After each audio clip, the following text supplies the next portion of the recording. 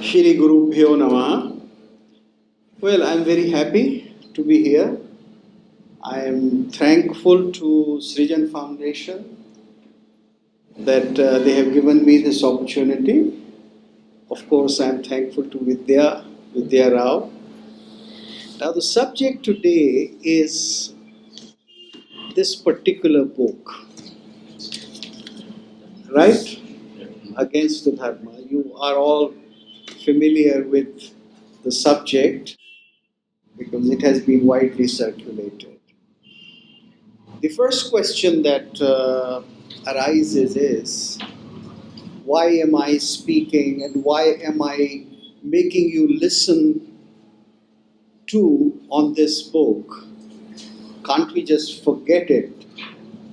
Somebody writes against Dharma, somebody writes against God, somebody writes against uh, maybe the idea of India or the nation of India. So, should we not just ignore and continue to do our good work and not pay attention to such uh, mudslinging or such difference of opinion, whatever you may like to call it? Now, there is a section among us, that is among us Indians and Hindus in particular, which says just do positive work. Don't get into these arguments. The more you speak about these things, you provide them publicity. You bring them into the discourse and into limelight, and therefore you contribute to their power. Now, that argument, of course, is true in the sense that when you talk about something, then the thing gets into limelight and gets more attention. However, there is a big need to understand who is saying what and for what reason.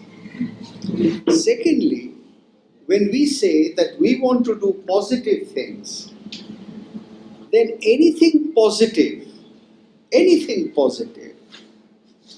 is also related to something negative. You see, in this sansar or in this world, nothing is just positive. There is raga and dvesha. There is a guna and dosha. There is a vidhi, that is how it is to be done, and there is nishedha, how it is not to be done. There is no way that they can be just thinking of one kind. So the same thing applies in our thinking process. The same thing applies to books. The same thing applies to any art form. When you have artists sitting here and they would say there is one good way of doing and there is another bad way of doing art. So similarly in the books. Now, having said this, how do I go into a greater detail as to why have I chosen this book? Well, apart from the fact that last month or 2 months ago, I had gone to Chicago to give some lectures, and it is in the university bookstore that this book was seen by me and a friend. He said, "You must carefully read this book." He also just saw it, and so he purchased this book and gave it to me, and he said, "Now you better read it and give a reaction." Now, that is the material part of how it happened. But as I read through the book, and I read through the whole book very carefully, I found that there is a deep reason for us to think about this book. Not only because Wendy Doniger is one of the famous American Indologist names who has a lot to say about India and who has written a huge number of books and who has quite a few followers in India also. Not only because of that reason, but because we better understand what is our own tradition, what is our real tradition, and whatever is being said by others, others in the sense those who don't live in India, or maybe those who are not professing Indian darshanas or Hinduism, uh, maybe they are not, so to speak, one of us, even if they are outsiders. We should very carefully try to understand what is being projected by them. And it should be done with an open mind. It should not be done with a initial prejudice that he is a foreigner or she is an outsider and what do they know. We should not have that attitude at all. We should be very open and just see what is being said. Is that right or wrong?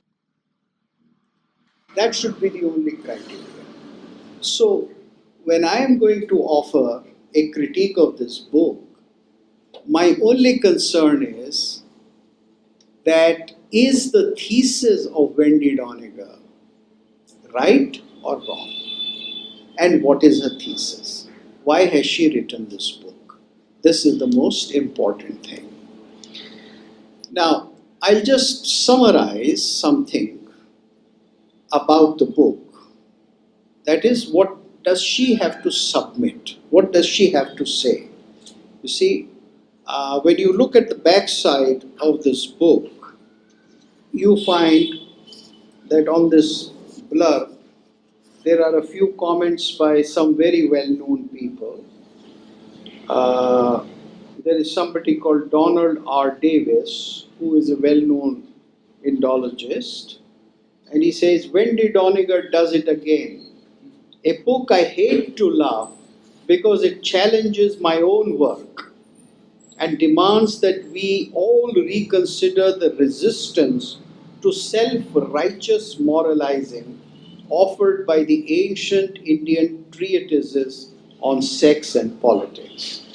So, the idea here is that she is to be listened and that there is a lot of moralizing in Arthashastra and Kama Sutra, the cardinal texts of politics or statecraft, and Kama Sutra, the text of erotic arts or sexuality.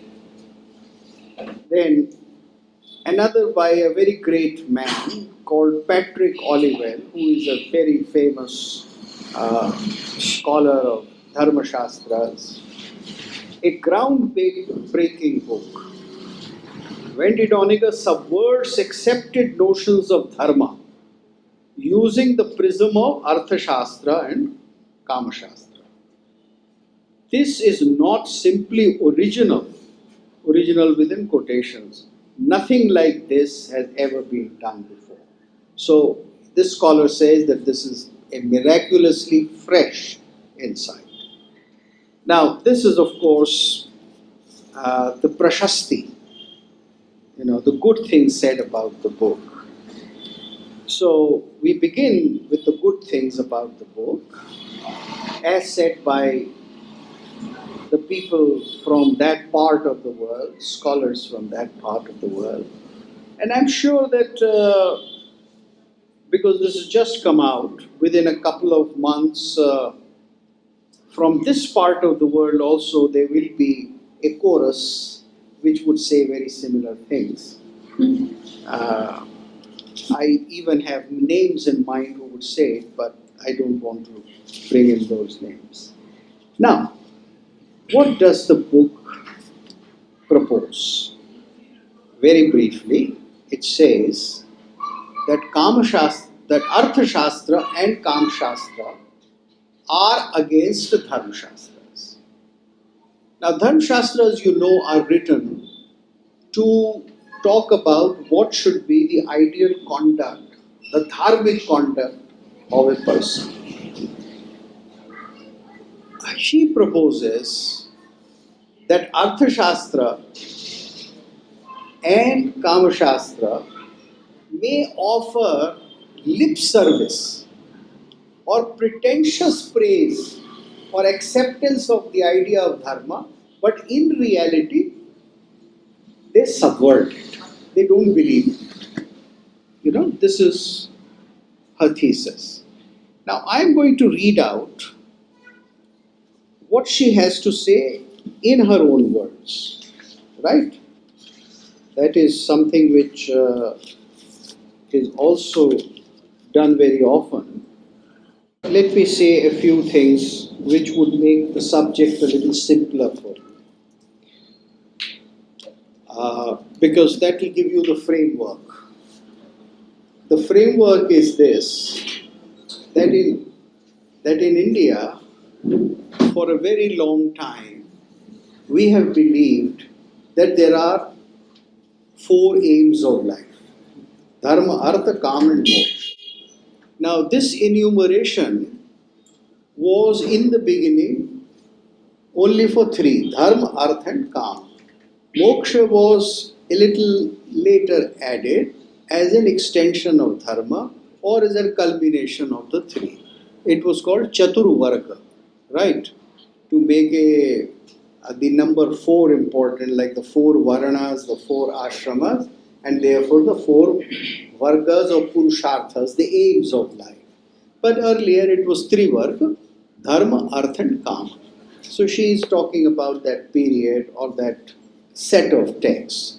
So she says there is Dharma, and Dharma is to be found, stated, and enunciated in the Smritis, or what is called the Dharma Shastra, like Manu, like Yagyavalkya, like so many others, right up to Deval, something like almost 150 texts, Smritis, which are called Smriti. And before the Smritis, there were sutras called the Griha Sutras, which meant the same kind of conduct which was to be adopted by a, a Hindu, a person, for conducting his or her life. That these are my aims in life: dharma, artha, and kama. And I have to fulfill all these three. All these three are important. This was the classical Indian format.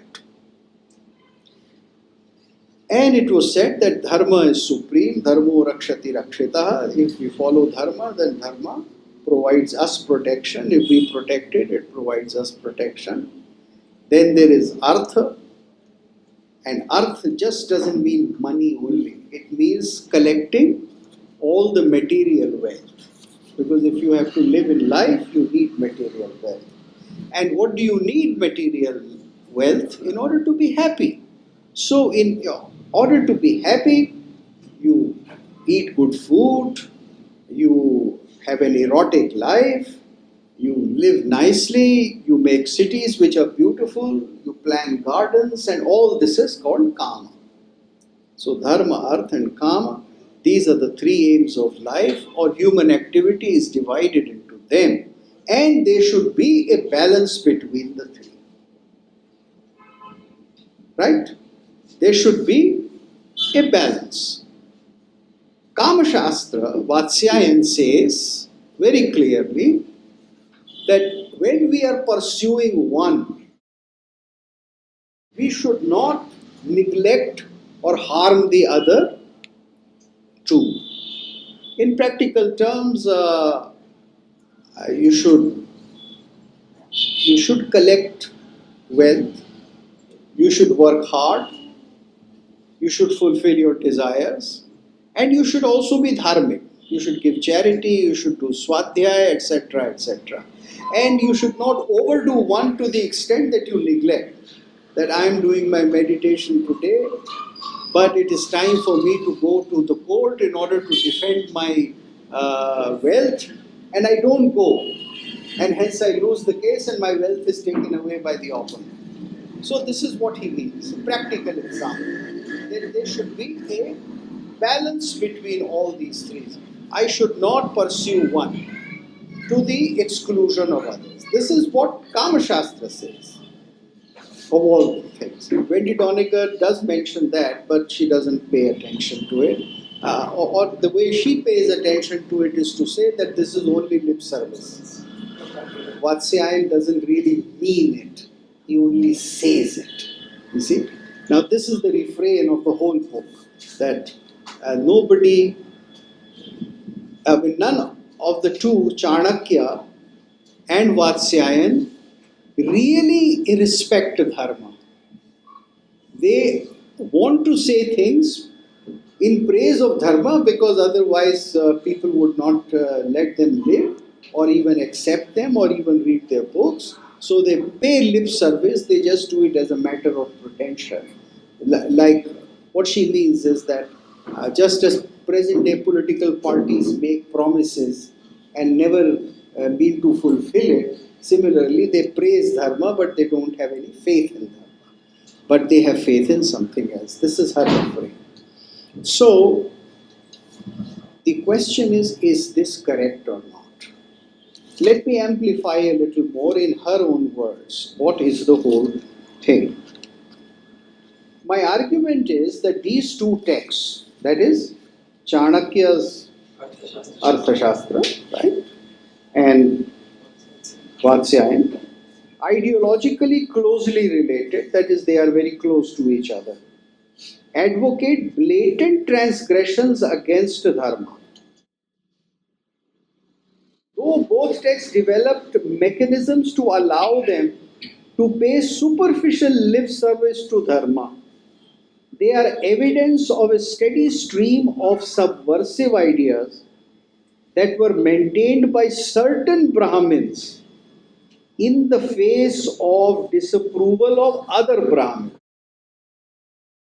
This undermining of the dominant social and religious order by secular scientific disciplines was continued in a most ingenious and devious way by creation of a mythology about wicked skeptics and materialists. Let me just make it a little simple for you. The first part you must have understood that both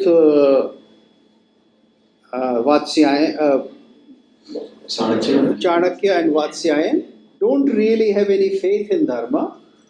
They are only promoting a subversion of it. And actually, these people are materialists. They are some sort of Nastikas. And she equates them with a scientific thinking. You see, this undermining of the dominant social and religious order by secular scientific discipline was continued in the most ingenious manner. How? By imagining that there were Charavaks, that they were materialists. Actually, the materialists, according to Doniger, never existed, but they imagined a character, a Charavak character, a materialist who believed that there is no punya, there is no dharma, there is no adharma, you don't have to do ancestor worship, etc., etc. And they created these imaginary characters just for the sake of argument. You see, if somebody says that dharma is all nonsense as you define it by giving charity or following the yag, so you create a character so that you can oppose the character. So her argument is that there were no Charavaks in reality. Most probably there were none. And the Brahmins created the Charavaks so that they could create a character to argue with. Just as in a film, you create a villain, you create a rapist, so that the hero comes and rescues the poor girl, or if she has been raped, then he falls in love and marries her. Whatever technique you adopt, the bad man is only there to praise the good man. The Ravan is there only to praise the Rama. That is the technique we adopt in theatre. So she says that Charavak versus the Astikas, or those who believe in the Vedic values, is a drama. The Charavaks never existed. The Vedic Brahmins created an imaginary story of Charavaks, and so that they could argue and assert their values. Then she goes on to another extreme. You see, this paragraph summarizes the whole book. That's why I'm reading it. A mythology about wicked skeptics and materialists, Charavaks and Lokayats, whose words were always cited with shock and disapproval, but always kept alive in the Hindu tradition. The subsequent history of India, particularly under colonization, that is, under the British colonization, she doesn't believe that Islam colonized India, has led to the present day undermining of science by a religious government. So now she brings in Narendra Modi. She says the present religious government is subverting the scientific tradition. Just as the Brahmins were subverting the Charavaks, and they had created the Charavaks only in order to refute them, similarly, all scientific thought, and Charavak thought is scientific thought, Gnostic thought is scientific thought, Marxist thought is scientific thought. This is her presumption.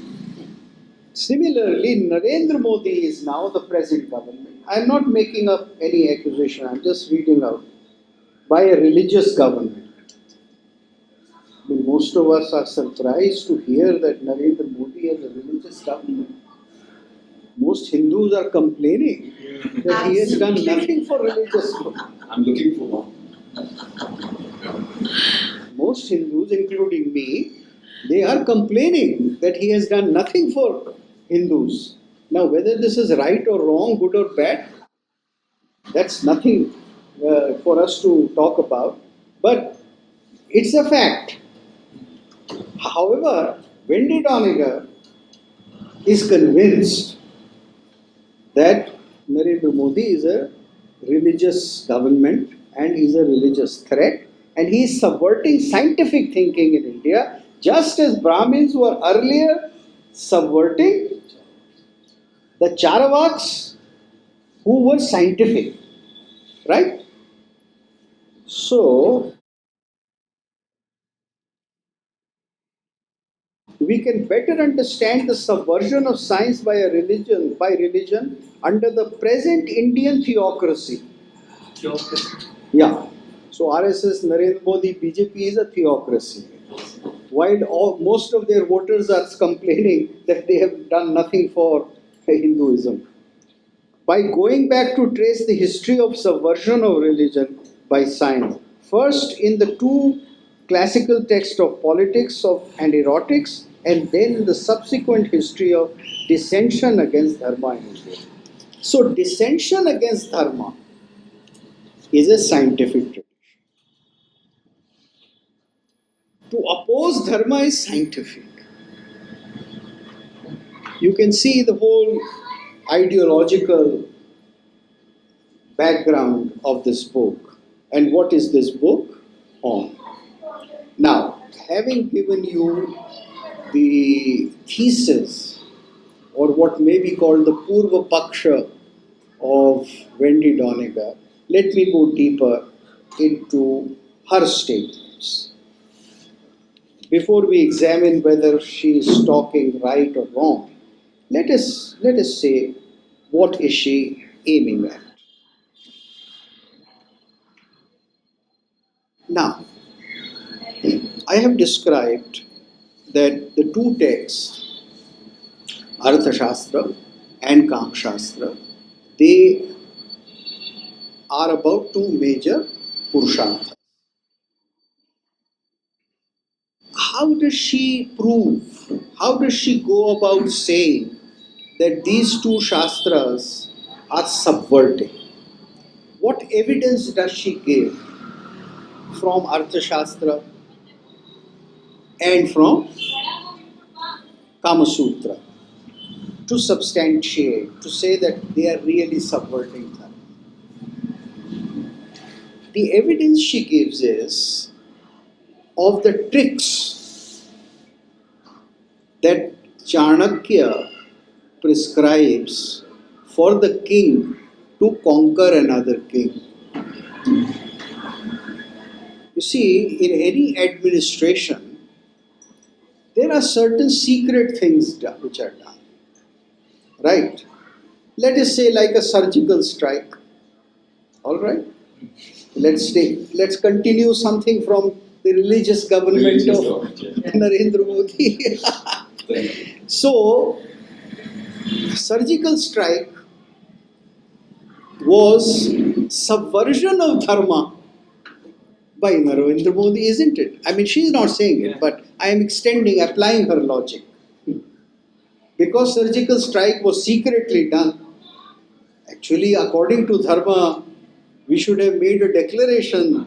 Good Pakistanis, we are coming. Prepare yourself. We will come. Such and such date, such and such time. Be prepared. Then we have a dharma yuddha. Huh? This is the logic. That Chanakya prescribes so many things, that you should have spies, you should have Vishakanyas. He prescribes that there are beautiful women, dancers and musicians who are sent into the enemy territory, and they make a honey trap, what is called today a honey trap, and they poison the other king or the minister, and they do this subversive. So Chanakya is full of such things. Chanakya is describing many such things. So she says, this is adharmic. How is he doing this? Similarly, she says that Kama Sutra also prescribes many things, like how to seduce a neighbor's wife. Now, it is true that Kama Sutra does prescribe that you can seduce your neighbor's wife, and these such and such kind of women, they can be seduced. They are amenable to seduction for this reason. So you should be able to watch it. And if you are going to approach a woman of this kind, then he prescribes certain tricks, that instead of talking to her, you should talk to the child, her child, give a toy to the child or be friends with the child so that you can make your way into the heart of the woman. He does all these kinds of tricks. This is true. It's not that Wendy is falsely talking about. These things are there. All right. Now, the question is, if these tricks or if these methods are there either in Kama Sutra or in Artha Shastra, then should we simply say that these two texts are adharmic? Let us see what these texts are about. What is the purpose of these texts? And is this thing which is prescribed here, which may appear as adharmic, is this thing in the long run not benefiting the state, the citizens, and the persons as a whole? I'll give you another example. Now, it is forbidden for a sannyasi, and even for a modern sannyasi, to touch a woman, right? Yes. But suppose if a sannyasi is standing on the banks of a river and he sees a drowning woman, should he just close his eyes and look away? No. He should jump into the water, grab the woman, bring her out, put her on the bank, and go his way. So, if Wendy Doniger comes around and says, "Oh, you touched a woman, this is against dharma." Now, I am sure Wendy Doniger also understands what is described in the classical text as apad dharma, emergency. It's a case of emergency. It becomes adharma only if the sannyasi starts proposing to the woman, right? Otherwise, to save her life, to touch her or to embrace her for whatever period of time it is necessary is dharma. So the question is that should the state not have these practices? Should the state not have honey traps? See, should the state always follow the highest ideal? That is not part of the Hindu thinking. I mean, that was part of Mahatma Gandhi's thinking, who prescribed to the Jews that they should surrender to the Nazis, and to Hindu women who were being raped in Pakistan to close their eyes and not hate their tormentors and rapists. But it is not part of the classical or medieval Hindu thought. The idea is that there are certain occasions in which you have to transgress certain written laws. Another example, do you think Wali could have been killed if Ram had stood in front of him? No, because Wali had this vara boon, this vara, that whosoever will stand in front of him would lose half his strength. So it was necessary for Ram, it was necessary for Narasimha to become Narasimha. Otherwise, he had this boon that he would be killed neither by an animal nor by a human. So it had to be a combination of human. It had to be a hybrid. Karna had to be killed, otherwise, while he was taking the chariot wheel, is replete. It's not just with Arthashastra. It is not just with Kama Shastra.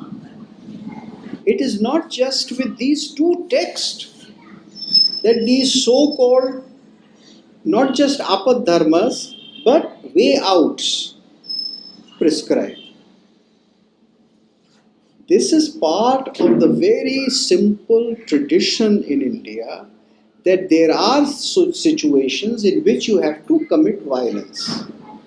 If you are being attacked by somebody who does not understand the language of peace or who does not have any faith in peace or in good logical reasoning, then, and if he's attacking you, then you have to attack and you have to kill, and maybe you have to kill him before he kills you, or kill her before you kill, her. After all, Bhishma, Bhishma was taken advantage of by sending Shikhandi, right? The question is, what was Bhishma doing? He was on the side of adharma. He had used all his strength on adharma. What was Ravana doing, who had a fountain of Amrita in his belly button or in his navi? He was on the side of adharma. So he had all these things on the side of adharma, and therefore, on certain occasions, there have to be exceptional behavior. This is an accepted norm in Hindu thought, and it cannot be just traced to these two texts, Arthashastra. This is something which I am sure Wendy Doniger is very well aware of, and she understands, and she discusses and makes these references. So the question is, what is she aiming at? Well, logically, it cannot be faulted. Now, take the case of Kama Sutra. It is a little easy for you to understand and accept that the king will have honey traps for the enemy. All right? Or the king would sometimes kill an army which is kind of running away, which according to the highest standard should not be attacked when they are retreating or running away and not exterminated. But according to Chanakya, it should be so that they don't come back after something like 2 weeks or 3 weeks or 2 years or 3 years. So Muhammad Ghori, if he had been eliminated in the first round, would not have come back if they had listened to Chanakya. It is easy to understand that. But the question then comes about Kama Sutra. Now let me talk a little about Kama Sutra and the world of Kama Sutra and India before 10th century. You see, India up to 10th century did not have the same kind of sexual behavior norms that we have today. Our norms today are, as a matter of fact, entirely Christian norms. Because, monogamy was very largely a Christian invention. Before Christianity, nowhere in the world men were monogamous. Huh? Men can feel happy, women can feel unhappy at this news, but this is history, right?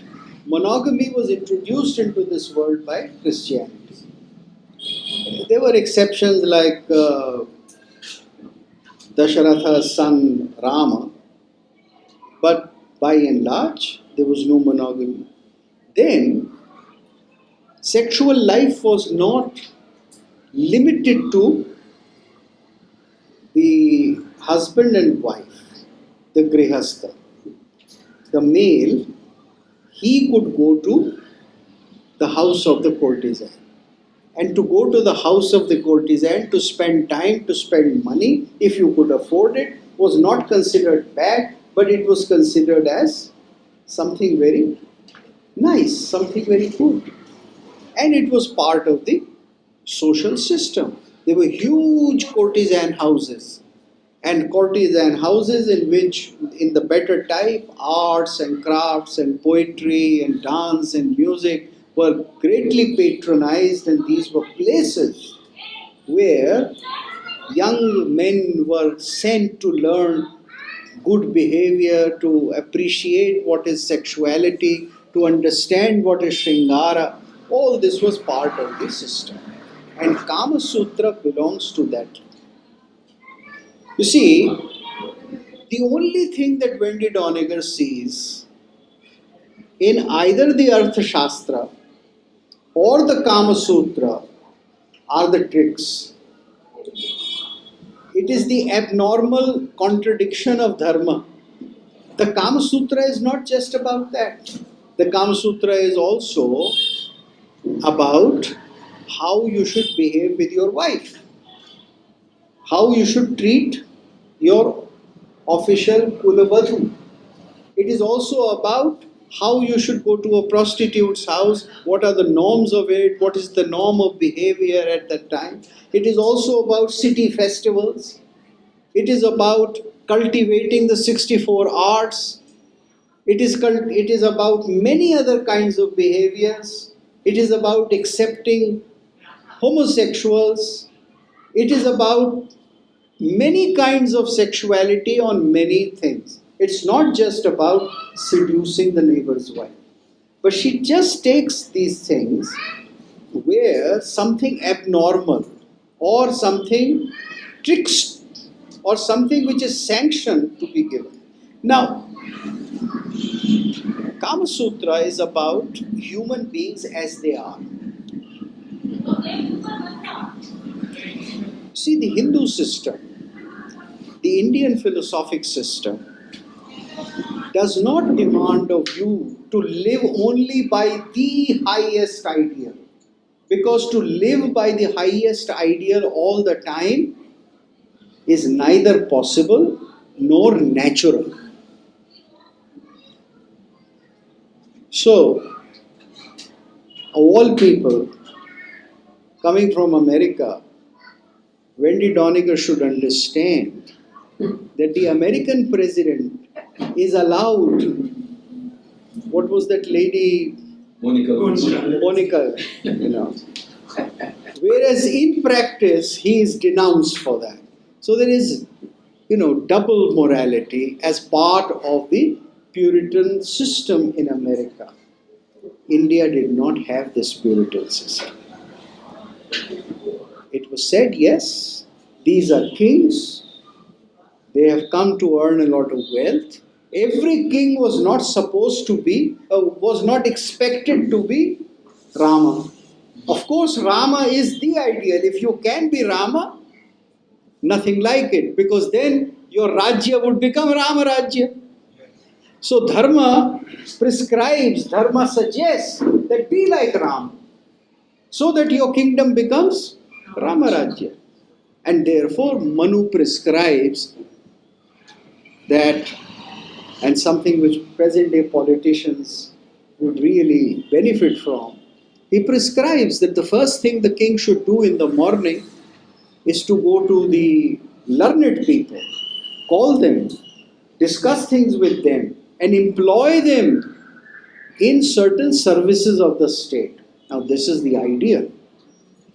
But then, if you do it, then you will have Ramarajya. But the Shastrakaras understand that most kings are not going to be this way. And the Shastrakaras don't want their kings to be Bill Clintons. Do one thing, profess another thing, and the nation goes mad about the immorality of the president, when the nation knows that this cannot be and the nation itself is not practicing it.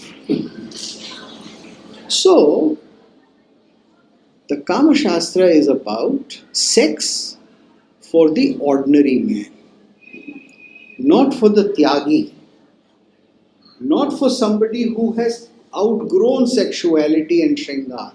It is about those who are part of Shringar, who love Shringar, who are, some of them, addicted to Shringar. And everybody, it is said, should be for a period of time Shringaric, because that's how you are going to procreate. That's how society will multiply. And what is the best way to do it? Then there will be certain situations in which it is better not to follow the highest morality, but to have a standard which is much lower. And Vatsyayan has all kinds of prescriptions for that also. In other words, Vatsyayan is giving behavior by different levels of people and behavior of a man who may be in different stages of development.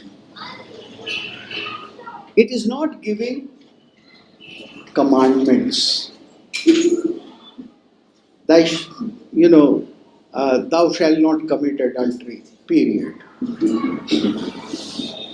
Because Vatsyayan understand that men and women will commit adultery. If a king has, let us say, 10 wives, and if the king is away most of the time, and if the king is addicted to only one out of the 10, then the 9 will have to commit adultery sometime or the other in order to survive as women. Otherwise, they'll become neurotics. Isn't this true? So Vatsyayan prescribes what should those women do when they don't have men. What are the dildos and other equipment, sexual equipment they can use? So he is realistic. He is not prescribing the highest ideal. What Wendy Doniger is doing is, she is demanding that there should be only one highest ideal of dharma which is prescribed in Manu. Now, Manu is writing the Dharma Shastra, or the Dharma Shastris like Yagyavalk, etc. They are writing about what is called the Samanya Dharma, which is the highest idea. This is how people should behave. But then they know that people will not all the time behave that. So they give certain concessions. Now, to give a concession is not to contradict or to demolish your own ideas. I'm sure Wendy Donigan knows this. Then why is she doing this? Why is she writing this? I'll tell you why she's writing this. The purpose of these two books is, and all the analysis which is given in this particular book called Against Dharma, which I think somebody told me, I don't know how true, is being published in India under a different title called Beyond Dharma. Yes. I heard, I don't know how true that is. The purpose of this book is really to attack the concept of Trivarga, Dharma, Artha, Kam. The ideal of Dharma, Artha, Kam and the balance of life which was prescribed in classical times, that needs to be demolished by them. By them I mean a certain school of American Indologists and Wendy Doniger in particular. The attack is not just on Vatsyayan or on Chanakya. The attack is on the whole philosophy, the whole idea of Trivarga. What is Trivarga? And what is this flexibility? Now, if you see, this is a general problem with the Christian colonizers. You see, when they came to India in the 16th, 17th century, they saw all these things as contradictions. Everything appeared to them as a contradiction because in their own tradition, their prescriptions of morality are only in black and white. Thou shalt and thou shalt not. There is nothing like thou shalt sometimes do this also.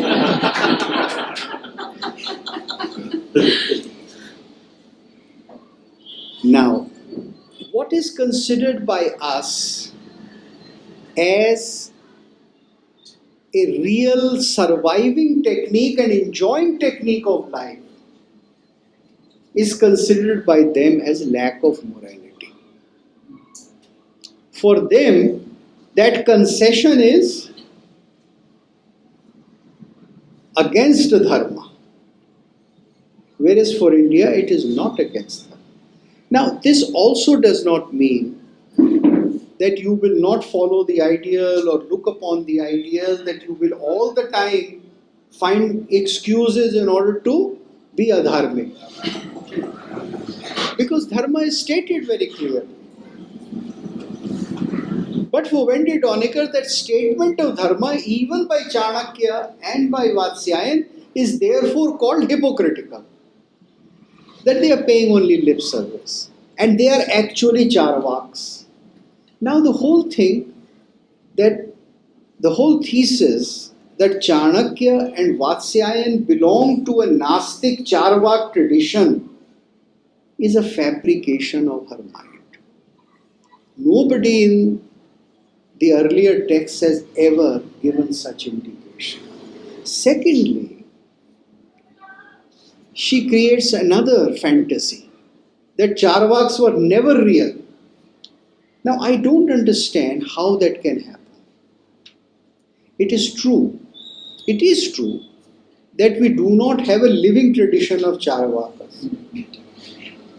You know, there is no mutt in India today which says that I belong to the Charvak Parampara, my guru was so and so, and his guru was so and so, and I am now the guru, and you become my disciple, and we will have Charvak. That, of course, has taken root in India in the last 100 years, and these Charvaks are called Marxist. And we know this, and they also admit it. They say that we are materialists, and in India there were materialists called Charvakas. We belong to that. But it is not a living tradition, it is now an imported tradition. Marxists are an imported tradition. So, to believe that Charvaks never existed and the Astikas or the Brahmins constructed Charvaks as a mythical character is again a flight of imagination that our great Indologist is undertaking. I'm sure that there must have been acharyas and philosophers of the Charvak, the Jabalik, and the Lokayat tradition. And they must have practiced that way of life. Why do I say this? And why Wendy Doniger is wrong? Because in India, we have a very simple principle in the philosophic life that you live your philosophy. Whether your philosophy is right or wrong, that's not the question. You may agree or you may disagree. But whosoever makes a statement will live accordingly. So if Buddha said that do not perform a yaga and do not kill pashu or sacrifice, then he lived that. He preached that. So if there were people who said that there is no God, that there is no afterlife, that there is no punarjanma, bhasmi bhutasya dehasya punaragmanam kuta. If somebody said this, then somebody must have lived accordingly and had a sampradaya for a long time in India. Now, it is true that that sampradaya disappeared because the bulk of the country did not accept that. Now, there are many sampradayas which became extinct. There were Pashupatas. There is no living tradition of Pashupatas. So, should we say that Pashupatas were just a fiction imagined by the opponents of Pashupatas? There were many sects of Buddhism which are not extant today. There are many sects of Vaishnavism which are not extant today. Many paramparas died out. Similarly, Lokayats must have been. What actually Wendy Doniger wants to do is to give a very ostentatious, overworked discourse against the present government. Now that I find is dishonest. Because if I want to write about my philosophic traditions, that should not be either for the benefit of a political party or against a political party. I, as a Indian, I, as somebody who falls in the line of the Vedic rishis, will examine philosophy, will examine the work of great authors, whether I agree with them or not, whether I follow them philosophically or not. I will, with due respect, look upon them as acharyas, as philosophers, and deal with them philosophically. I will not describe them in order to bolster or oppose a present day political party. That, I think, is a lowering of academic standards. And this is what, in my opinion, this lady has done again and again. So it is basically a politically motivated book which takes the garb of a philosophical analysis. It is not only based upon a distorted understanding of dharma or a distorted understanding of a need to have different levels of dharmic action, but that it is a political book and we should try to understand it this way. Thank you very much. We can have questions.